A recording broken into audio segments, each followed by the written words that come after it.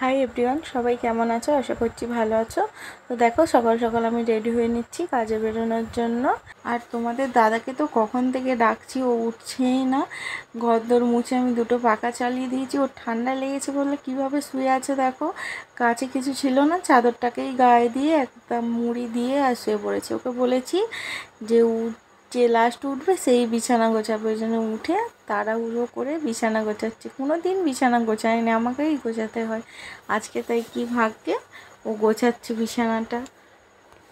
এইদিকে দেখো, কুদরি আলু ভাজা, কাঁকড়ার ঝাল, ওইদিকে আইলা মাছের ঝাল, মাছের ঝোল, সকালে টিফিনের জন্য রুটি, সব কিছু গুছিয়ে নিয়ে আর বেরিয়ে পড়েছি। এই যে রাস্তায় বৃষ্টি হয়েই যাচ্ছে, কিন্তু কি করা যাবে, এই বৃষ্টির দিনেও কাজে তো যেতেই হবে। কিন্তু খুব ভালো লাগছে, হালকা বৃষ্টি পড়ছিল, মানে একদম সেই পুষ্প বৃষ্টি বলে না, ওরকম বৃষ্টি হচ্ছিল।